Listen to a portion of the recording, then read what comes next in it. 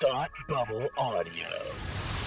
Hey guys, before we start today's show, just want to say a quick hello. This is Frank. This is Tim. Want to say a quick shout out to our first patron of the month over on patreon.com/thoughtbubbleaudio. Thanks to Michelle C. She's not just a listener to Thought Bubble shows, but she's an awesome person by supporting us over on Patreon. She's also the host of her very own podcast. Oh. You can check out #TV Geek on iTunes to hear Michelle and her friends talk about their favorite shows. People who listen to Supergirl TV Talk or Beer with Geeks in particular might find episode 1 of her podcast especially interesting because they cover the Arrowverse and they gave Supergirl TV Talk a shout out in that episode. Cool. But there are other episodes about Game of Thrones, Gotham, a bunch of others. So check them out. Oh, I love me some Gotham and some Game of And Thrones. some two things that you do. Yeah. Two things that you. That's a dumb joke. Well, yeah. I've never liked that joke. Well, I do. So do I go up to you and be like, Metropolis? No, because that's not how. No. Because, like, Ropolis is not a word on its own, but ham is. Oh, I see. It's still not funny. Yeah, okay.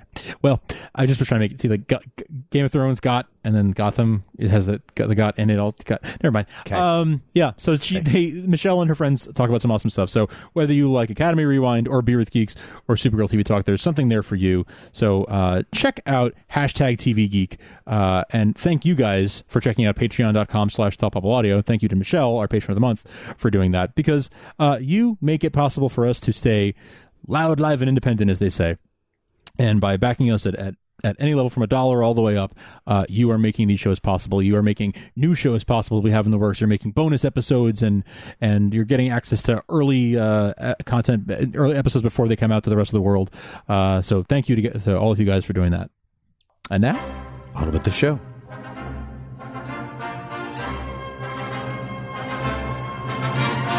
Look, up in the sky! You will never find the more wretched hive of scum and villainy. Welcome to Beer with Geeks with Tim and Frank. Who are you? I'm Batman. I am Iron Man. Your friendly neighborhood Spider-Man. Hi, Christopher. I'm Nero. My name is Inigo Montoya. You're a wizard, Harry. A couple of guys with a couple of beers and a whole lot of pop culture nostalgia. Make it so, number one. Ladies and gentlemen, the Beatles. Name the dog, Indiana. Life finds a way. I am serious. And don't call me Shirley. Now sit back and crack open a cold one, because it's time for Beer with Geeks. It comes in paints? Shaken, not stirred. Great Scott! I was way off. I knew it started with an S, though. Hi, and welcome to Beer with Geeks, where two geeks geek out with beer. I'm Tim, and with me, as always, is my simian friend Frank. How are you today? I'm Harry. You are Harry. I am actually. I'm Harry, man. Except for on top of my head, ironically. It all got dispersed to the rest of your body. That's the running joke that I have. Yeah. Yeah. Although, would you really want like arm or chest hair on top of your head? It's a different caliber of hair. It's a totally different type of hair. You know, for years I had an outdated driver's license, and whenever I got carded, I got ID'd. They would look at it and they'd see this picture of me when I was 16, where I still had hair on my head and none on my face.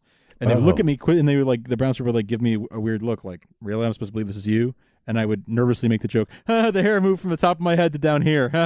It migrated down to my beard. And every time my wife would elbow me and be like, it's not funny. It's not going to get funny. Yeah. She was right. It didn't. So I just got a new ID. Like your marriage. So, yeah. Cool. That's my story about hair. What are you drinking? What are we drinking? All right, so I haven't tried this yet. Okay, so this is inaugural. So as you are aware, yes, I went to Vermont for work recently, and while there, I went on a microbrewery tour. Very fun. And I purchased a growler of what is called Lil Devil from the Red Barn Brewery. Okay, Lil Devil, which is very micro, like Ant-Man sized micro. Wow. It's in a actual Red Barn from the 19th century. Nice. That they have re-outfitted, and they served at the time 4 beers. Wow. And all theirs, and I purchased a growler. So it's an IPA. Uh-huh. It's called the Lil Devil. And Lil Devil IPA. Up near St. Johnsbury, Vermont. Okay. If anybody finds their way up there. And so go ahead and give it a try. All right. Here he tries. He's trying. Ooh. I like that. Yeah, it's good, it's right? Very balanced, actually. Very balanced. It's not very hop forward. You definitely taste the hops, but it's not like in your face punch you with the hops. That's right. It's right. It's because the devil likes to play behind you. He doesn't like to punch you in the face. That's right. He's a crafty one. That one.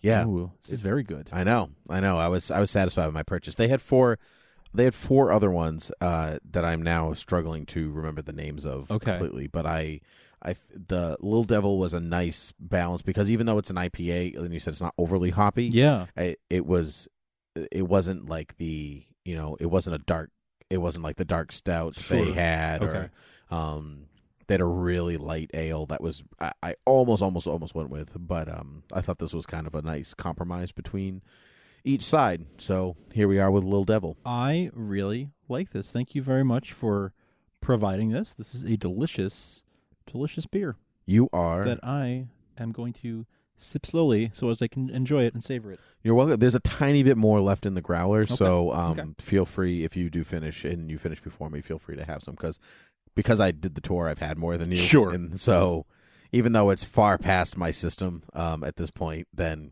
you feel free to have some. I will do that. Thank you because very much. I'm a giving person, Frank. You're a very giving person. Yeah. Some would say I'm so giving that I should be the ruler of the ape community. Well, I don't know if I would say. I mean, no, I don't know about ruler. I mean, come on, I'm not gonna call you Caesar. Okay, well, actually, I had a cat named Caesar. Fun fact. Did you really? Fun fact. It had nothing to do with Planet of the Apes, which I want to talk to you about today. Oh, is that what we're here for? We're here for Planet of the Apes, but I had a cat named Scissor. I had a cat named very different thing. Yeah, I had a cat named Caesar growing up because I was a kid and we had just seen Jesus Christ Superstar. It was one of the first shows I'd ever seen, like on stage performed. And there's a line in the show that goes, "We have no king but Caesar," and that it was just stuck in my head. So when my mom was like, "What should we name him?" I was like, "Caesar. We should we need to name him Caesar." And you were how old? I was like 8 or 9. Yeah. I had no idea who Caesar was. Incredible. Planet of the Apes or any of the real Caesars. Sure. Yeah. Wow. But that's how we got a cat named Caesar. Pizza. Pizza. The worst. Monkey. Little devil, little Caesar. Little Caesar. Oh man, stop monkeying around. This is serious business. No more monkey business. This is simian business. Yeah. So Frank, have you ever seen any of the Planet of the Apes movies? I've never actually really talked to you about this. I have seen exactly 0 of the Planet of the Apes movies. None of them. The reboots ever. or the originals. Not the originals. Nothing. My tact is so wrong. I was just going to talk to you about the new ones, but I feel like now I got to talk to you about the originals too. Well, yeah. I mean, give me. You know what? I really think it's. I want to be educated on this. You know. So what you're saying is, I need to hit you with my best shot. Hit me with your best shot. Why don't you hit me with your best shot? Yes, that's what I'm saying. Yes, Great. Okay.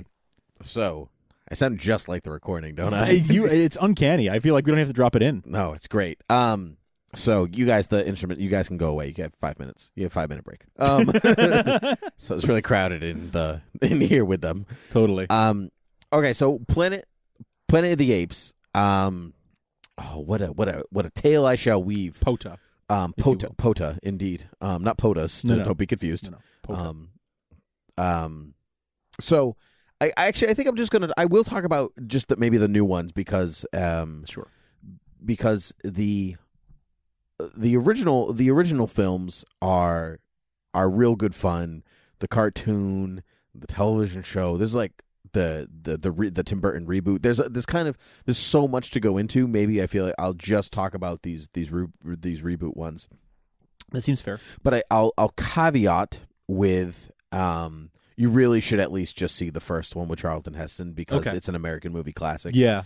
I guess really no more for that. I mean, like you're a big fan of sci-fi, and this is Planet of the Apes is almost as sci-fi as you can get. Yeah.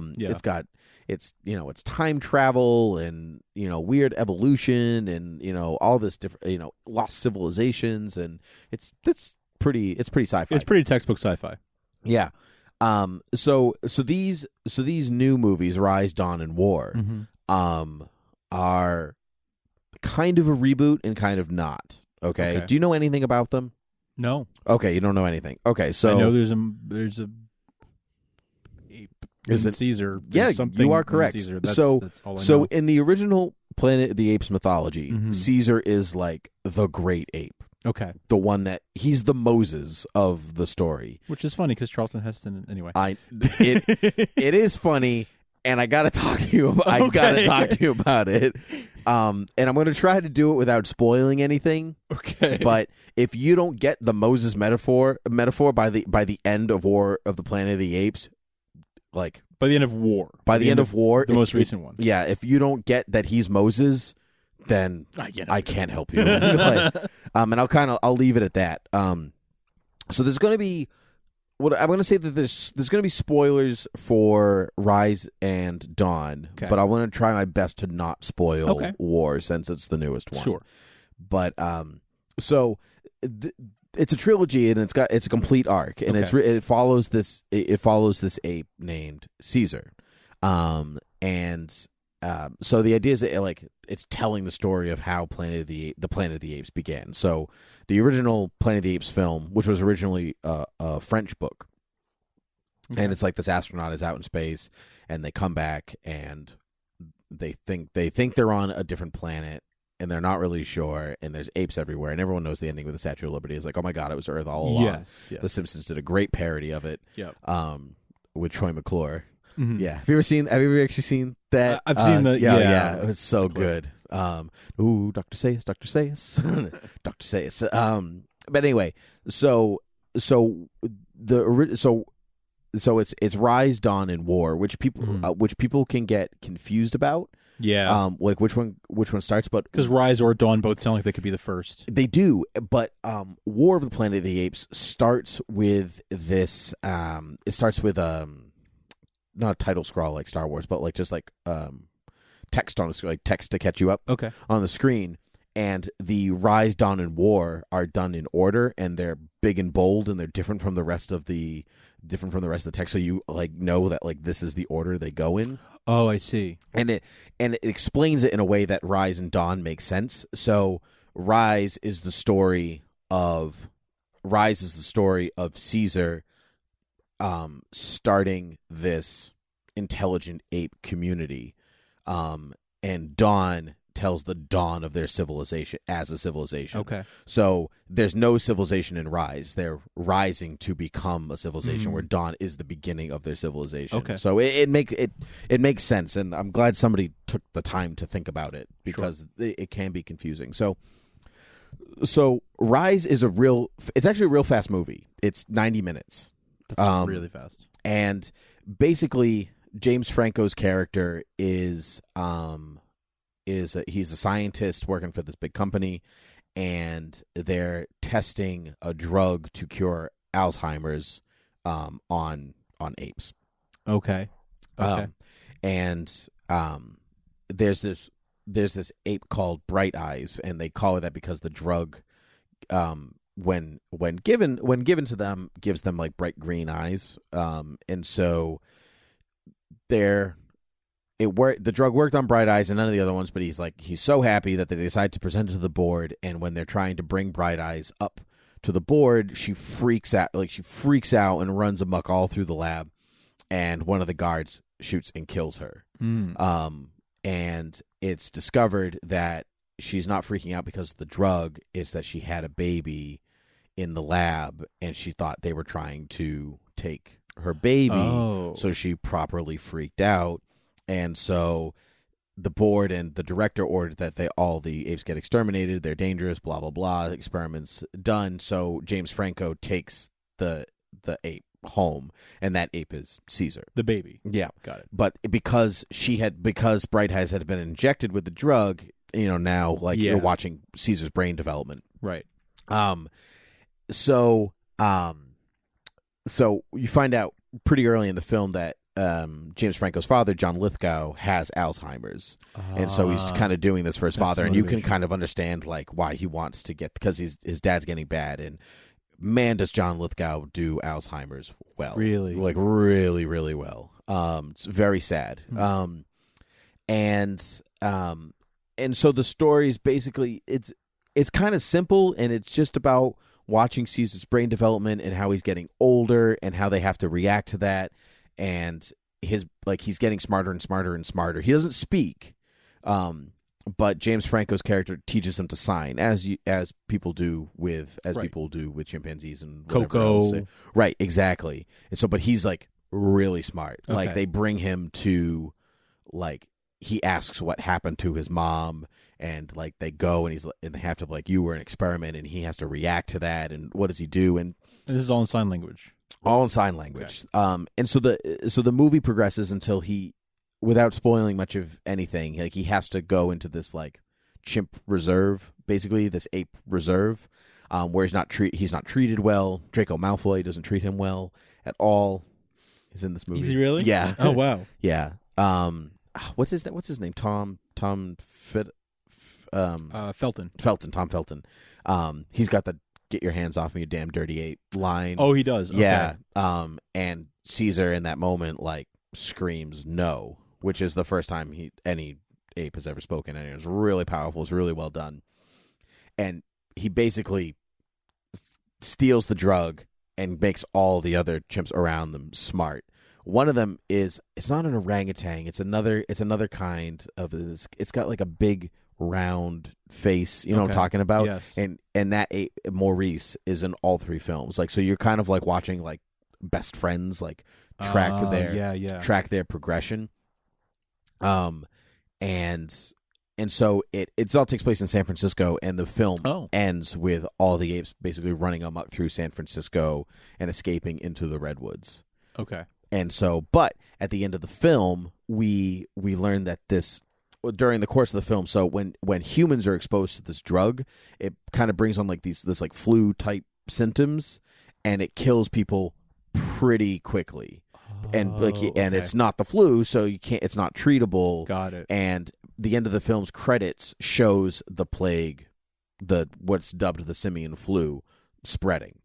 So, which brings that like, this is how humanity gets wiped out, and this is how the apes rise. Because the film wasn't meant to be it wasn't meant to be the start of a trilogy. They thought it'd be a one and done thing, but it did really well. This new arc of Planet of the Apes movies is one of the most successful franchises in film history, but nobody's talking about them. Really? Yeah, successful in terms of box office. Box office, they do really well. Not like just how well Marvel or Star Wars well. Okay, but in terms of franchise and how much they make, they're over $1 billion. Interesting. Mm-hmm. But and like wow, people like flock to them and people watch them, but nobody like for whatever reason nobody seems to talk about them. Like it seems like for whatever reason there seems to be like you can love Iron Man, but you can't love Planet of the Apes. Even though clearly everyone does because they are making bank. That's so interesting that they are that financially successful. I mean, I figured that they were. Yep. Is it? I mean, we're talking domestic or worldwide? Both. Huh. I mean, War beat out Spider-Man in its second weekend. A Marvel movie.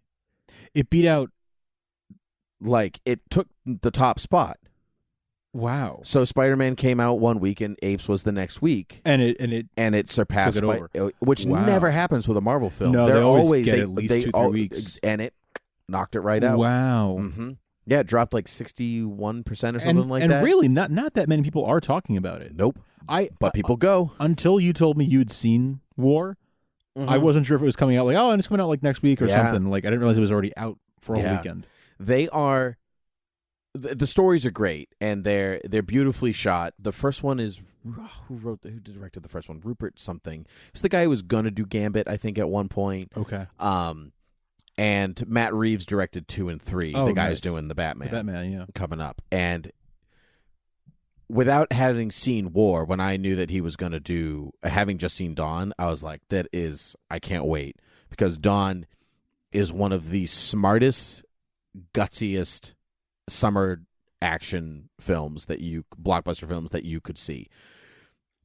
It opens the first maybe 10 minutes of the film is subtitles. Apes just speaking to each other and hunting and whatever else. Summer blockbuster movie, and we're gonna open with subtitles. Wow, unheard of. Like so. Wow. And there's a human element. So the second story is that the apes basically live in the Redwood Preserve. I want to say like 10 years have gone by, something like that. Caesar's in charge, and the apes live on their own. They hunt. They have a community. They have a home and everything. And the humans are down there in San Francisco trying to survive because the plague has wiped out bunch of humanity. And so you follow the human side. There, who played? What's his name? Who played John Carter in Terminator Genesis? John Connor. Yeah, I said John Connor, right? Jai Courtney. No. Oh no, that wasn't John. No. Yeah. No. Jai Courtney played the other guy. He was Kyle Reese. Yeah, Kyle Reese. I'm blanking. Me too. He's a good actor too. I can use my. Totally I'm gonna use my. I'll use my Okay. one look. Okay. I'll do it. I'll take the hit on this one. I'm like, I can't even like picture whose face it was, to be honest. And I saw that movie, and I enjoyed that movie too. Terminator Genesis. Did you? Yeah, I enjoyed it. Oh. I mean, I didn't love it, but I liked it. It is what it is. It was better than Jason Salvation. Clark. Clark. Jason Clark. So you follow Jason Clark. And the woman he's with, Kerry Russell. Yep. And they're kind Love of her. like adopted-ish son, Cody Smith McPhee, who Okay. played Nightcrawler in X-Men Apocalypse. and Okay. a bunch of other stuff. And they're basically their group leader, Gary Oldman. Ooh. Yeah.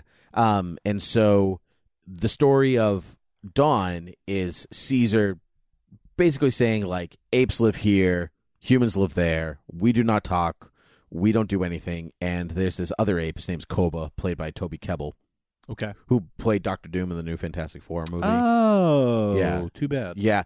Good actor. Good actor. His best roles, can't see him, because he's a real good actor. But so he's like, he was also in Rise, and he's like he fully remembers how mistreated he was by humans. So he's this kind of like, it's kind of like Scar trying to undermine Mufasa. It's got a Lion King tone going to it. It's one of those. And so basically the humans come to Caesar to say, like, look, there's a dam close to where you're living. If we can get it started, that we can get electricity and we can kind of keep surviving, because if not, we die. And is that dam called Dam Dirty Apes? Is that the name of the dam? It is not, but I like where your head's at. Okay. I like where your head's I at. feel like it should be, but that's fine. And so it's all about Caesar trying, and some of the humans attempting to live peacefully, but the apes are not responsible for the flu. The flu is man-made. Okay. But it's dubbed the simian flu. So people just hate on the apes because they're different, because they're smart, because they're weird, and you call something, like, you call it the bird flu, you hate on birds, even though it's not, it's not, or swine flu or whatever. It's not the pig, it's not the pig's fault. Like, right, exactly. Yeah, so it's kind of like that. I see. Actually, I think Dawn came out around the time that the swine flu was huge. So I like, it would make, it has that kind of over. The films comment on what's happening in society at the time. Like the third one, there's a wall being built by the humans, and like this is not hit you over the head with political stuff or newsworthy stuff, but it's prevalent. You can make the illusion or the metaphor pretty quickly. Got it. So the second one is about humans and apes trying to reconcile with each other, but Koba's got his own plans, and he basically wants war. He wants, apes together strong. Yes. Yes. Let's wipe them out kind of deal. All of them. Yes, exactly. Let's so it's even got like this, like, Charles Xavier Magneto thing going on. Like, we can live peacefully together, or we can just kill them all because we're better than them. Right. So, if you think of Koba as Magneto, like, he was treated poorly, like he was experimented on, he's like all this stuff, and you think of Xavier as like the more privileged one. He's treated kindly by humans, whatever else. Okay. So he's Yeah. he's the one that's more Mm-hmm. the favorite son. Yes, exactly. Yeah. And so, without spoiling what happens in that film, the war basically begins, which you can kind of figure out pretty quickly. Okay, yeah. And so the third film takes place another 10 years after that, and it's about the apes trying to figure out how to escape the humans, like to totally live separately. So there's like scouts coming back going, we found land across the desert, we can live there, nobody's there, let's go. And so it's all about their exodus. Oh my god. Yeah. It's about their exodus to this promised land. Do they actually call it an exodus? No, in the film? never Okay. once. No, but I was like, oh my god, if they call it that, Michael swear to God. Giacchino does have you know how he does puns for all of his he does puns for all of his track titles. The track titles, yes. Yeah, so he's got an Exodus pun in there for the music. Of course, and so without spoiling anything in war, Caesar has a personal vendetta now against the humans. So it's about him like trusting the people to make it there on his own while he goes and deals with his personal vendetta. This time it's personal. Yeah. And that's the story of the Planet Apes. So I spent a long time just telling you about the story, but I'm going to try to capture your imagination for two reasons. One, if you couldn't tell by my exuberance, the story is great. Yep. Really interesting, really actually captivating. It sounds like they've done a really, really... I don't know what the original story, how good they were... And was there more than one film with Charlton Heston? There's four. There's two with Charlton Heston, and then there's two or three other ones after that, plus the Mark Wahlberg one. That are part of that original Yeah. continuity. And if you at least see the first one, they'll make some allusions to it, like one character's name is another character's name, and you're like, oh, that's like a setup thing. Okay, maybe, so it's or there's a plot point in War that I don't want to give away that really gives you a big setup to the first film. Okay, so are the current films? They're still in the same. It's not a total reboot. Is it like prequels to the originals? They're basically prequels, but you could watch them on their own and still fully enjoy them without ever seeing the original. Okay, but is the idea that at some point, theoretically, at some point, you could watch the current movies and like and then go back to watching the old ones, and like the story would continue from there? Because I thought it was a complete reboot, like new continuity, new story, new everything. No. Remakes There is decades, if not hundreds of years between War and the original Planet of the Apes. Got it. So there's plenty of runway to make more. In the Rise and Dawn, there are hints at the original story. They talk about like the spaceship that Charlton Heston is on, like going to space. Like it's on, like I think it's in Rise. Like they watch it go into space. Like it's the first manned mission to Mars, and so they get trapped on their way back. They go through like this weird time warp thing that they don't know about, theory of relativity or whatever. Exactly. Okay. So, so that's kind of where, that's kind of where we pick up the story in the original. Okay. So, I think maybe they were supposed to kind of like, it was supposed to be a reboot, but these three films did such a great job at being able to weave everything together back towards that movie without you even really realizing it, then it's not necessarily a reboot. It's really prequels. It does a better job at prequeling than Star Wars ever could have. Interesting. Yeah, I mean, I think many would argue that.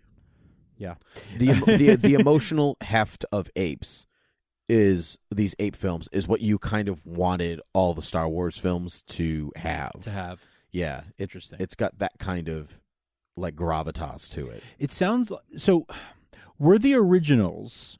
Mm-hmm. Would you say were the originals campier or campier? They were campier. Absolutely. So is it one of those things where like now we're taking like a grittier reboot of it, but like it works so well, like I wish it was this way the whole time type of thing? Kind of. I mean, I like the kind of campy 60s, like it takes itself seriously, but just with like a like in a way that all 60s movies kind of take themselves seriously. You know what I mean?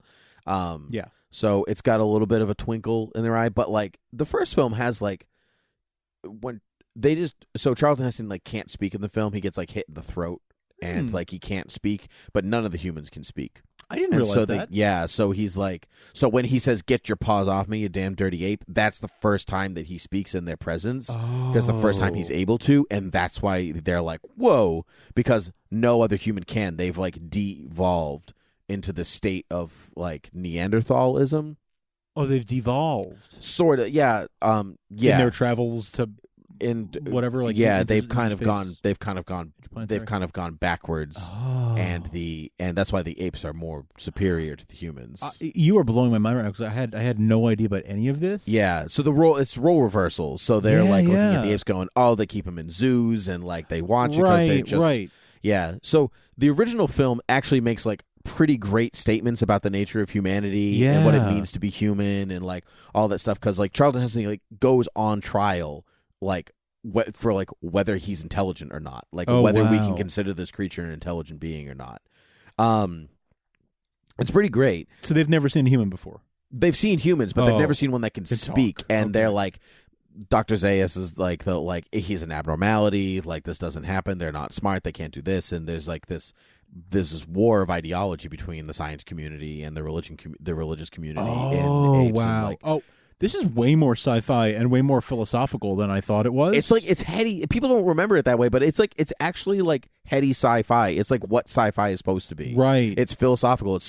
It's Star Trek. I was just going to say, it sounds like Gene Roddenberry's Star Trek. Yes, that's it's 60. I want to say it's like 68, 69. So it's like it's in that time of like 2001: A Space Odyssey, Star Trek. It's in that space of like a philosophical sci-fi. Wow. And so the other Apes movies don't have that the way the first one does, especially as they go on. And the Mark Wahlberg one, which I actually like, it's not great, but the makeup in it and the commitment of the actors to their roles is pretty unbelievable. When was the Mark Wahlberg one made? Early 2000s. Is that the Tim Burton one also? Yeah. It is. Okay. It's kind of worth watching for Tim Roth and Michael Clark Duncan and love Michael Clark Duncan. Helena Bonham Carter, of course, Tim Burton movie. Paul Giamatti, like they're all I love Paul. They're all apes, and they're all like McClark. They're all the apes. Yeah, and what? The makeup is outstanding, but they went through like rigorous. This is how you move like an ape kind of thing, much like the actors in these films do now. But it's all mocap now, right? So, which is the other point I actually want to talk to you about. So, well, these three films are philosophical in a way that like the first film was. Okay. In a presented differently, but it allows you to think about those questions. It brings in the same back way. that tone of yes, okay. right. Okay. Like it's not just summer blockbuster apes on horseback with guns. It's let's think about the implications of all of this at the same time. Sure. Especially 2 and 3. The first one, not so much. It like has it and it's present, but it kind of moves through the story quickly enough. But the special effects in these films are unbelievably good. The first one is good, and Caesar looks good, and the other apes. But sometimes it's like you can tell when it was made. You know, like it's but. By the time you get to 2, they're so good. The way that like Pixar like kind of like perfected fur in Monsters Inc. Is like elevated to a completely different level in these films. But then War, like I couldn't stop looking at their eyes because they're so real. I couldn't actually tell if it's their real eyes or their CG. Oh wow! Because the shape has changed depending on the animal. So, like, don't forget. So it can't just be the actor's real eyes. So there has to be some digital markup to it. But it's so realistic. It's so realistic. I couldn't figure out how. Like it was unbelievably good. Like the effects. I mean, if the story was just so and the effects were great, the movie would still be great. Mm-hmm. But I rate all the movies that I see every week and whatever else. I gave War 5 stars. Wow. And I think the last movie I gave 5 stars to was, oh shoot, what's it called? It's the Boston Globe movie. Spotlight. I think that's the last movie I gave 5 stars to. And I see a movie every week. You do at least Yeah. one every week. Yeah. Do you write those down anywhere? Like, do you have like a journal or something where you write them down? There's, I mean, it's Flickster, so they're stored in. Okay, Flickster. so you do like Yeah. store them somewhere. Yeah. Because that's something. Is that? Can you like publish that or like? I can go through and like check to see. But like, if you wanted to give somebody a link to like your Flickster profile or something, can you do that? I might. I've never tried, so I will that try would be, with you. That would be so cool. I would love to see that because like, and I feel like our listeners might like that too if that's something you're comfortable with. Like, I feel like that would be super cool. See a lot of movies, man. You do see a lot of movies. I and saw The Big Sick today. It was great. Oh, isn't it great? It was great. Oh, I could do a whole episode on that. Yeah. Man. I love that movie. Oh, it was. I loved it. It was awesome. loved I it. saw it just before I picked you up. Oh, it was so good. Yeah. So good. Yeah, it was. Oh, amazing. Yeah.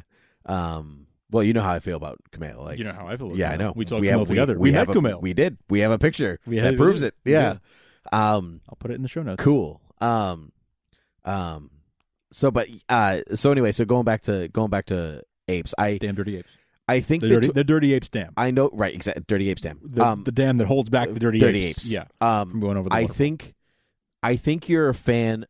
I know you're a fan of heady science fiction, I am. and I think that, and I know you're a fan of good storytelling and good special effects. So I think these movies have all of that compiled into one. I saw it in 3D. I saw War in 3D. Oh yes, and you said you recommended in 3D, which you don't often do. No, I don't. I hate 3D. Me too. But Matt Reeves shoots a film so beautifully that like you could. It's one of those films that you kind of want to pause to look at the frames. Like I got to stare at that for a little while, and not just looking at the ape, like just like a mountain, and like I have to just look at it, and 3D actually really helped with that. There's a Twitter handle, maybe it's YouTube as well, called Every Frame of Painting, that just shows like it does analysis of like movies that are like that. That's like, cool. You could like this like the Is it scenery. a podcast or a YouTube? It's definitely a Twitter. I think it's a YouTube as well. It's not a podcast. Oh, okay. It's a video thing. But Every Frame of Painting, and they do that. They look at like movies that are like visually stunning like that. But yeah, I'm definitely gonna check them out. Yeah. I'll throw that in the show notes as well. Thank you for my own purposes. Mm-hmm. I have no idea what we're doing. I don't know how we are on time. I think we're good to wrap up. Actually, We're good to wrap up. Yeah, okay. we're in a safe space to wrap up. Okay. So I cannot express to you how much I think that you should watch these movies. No, because like when we did Hit Me With Your Best Shot, like going back all the way to the first one, like I think you should watch Lord of the Rings because I love them, Yes. but I know they're not your bag. Yes. Like kind of like Alien. Yes. I know this is your bag, baby. Yeah, and you were right. Yeah. And you were right about Alien. Yeah. I enjoyed Alien. So and I mean I love Alien too, but this is I if I were you, I'd watch Rise, Dawn, and War, and then if you like them enough, then you can watch the original. One. Yeah. So it's the order. What's the order they came out in? Rise and then Dawn and then War. Rise. Yeah. That's the order they came. The Rise of Caesar, the dawn of all of the ape civilization, and the war. So RDW. Yeah, RDW. I don't know what I'm going to use the mnemonic, but I'll just tell you if you. I mean, confused. I have Google, so yeah. Rise is definitely the weakest of them. Okay, like, but it's the shortest one. It's also the shortest. Yeah. It's only an hour and a half. And I actually rewatched them right before going to see War. Nice. And I put it on. I was like, hour and a half, like because it's a lot of story in a very compact amount of time. Okay. But I couldn't believe it, and I think Dawn is just 2 hours, and I think War is like 2 and 10 or something like that. Okay. So very doable. Yeah, it sounds very doable. The 90 minutes and then 2 hours. That sounds pretty. That's the thing I care about. When I'm in the theater, I don't care how long the movie's going to be. Exactly. Because like I've blocked off like a few hours to do this. You know? I see a movie starts at 7. I'm like 7 to 11 in the phone. Yeah, like I don't know how long. Like, I might as well be right because like I'm not going home till late. Right. But when it's at home, that's when I care about how long it is because that's when it's like I'm making time. to watch this movie in the middle of doing other things. But you can do an hour and a half. I can do an hour and a half. I can even do 2 hours. So, right. It's when we're talking about 3 and 4 hour extended editions of movies. Right. No, I can't fault you for that. But honestly, if I had to choose between you need to watch this or you need to watch if you need to watch Lord of the Rings, or you need to watch Planet of the Apes, I'm going to say Planet of the Apes because I know you're going to enjoy it as opposed to it being a task that you have to accomplish. Sure. To maintain the friendship. Right. Yeah. Right. This has been very, very enlightening, and I'm very, very motivated right now to watch these films. So I thank you for that. You're welcome. You're very welcome. So you can find us on Facebook, Gmail, Twitter, and website at Beer with Geeks. That's right. You can rate and review us on iTunes and Google Play and all the other places that podcasts can be found. Anywhere you can find a podcast, you'll find Beer with Geeks. Speaking of podcasts you can find, there are plenty of other podcasts under the Thought Bubble Audio banner that you are more than welcome to check out. You can check out The Marketers Next Door, where Frank and Marissa talk about social media and all of its wonderments. Mm-hmm. You can find Frank and I on Supergirl TV Talk, in which we talk about CW's hit show Supergirl, if that is your bag, baby. Mm-hmm. Or you can find me and Palmer on Academy Rewind, which we are re-examining Oscar nominees, Best Picture Oscar nominees from years past. And you can find all those shows at thoughtbubbleaudio.com. Yes, indeed. All in one place. All in one place. It's magical. Magical. Indeed. So I say until next time, cheers.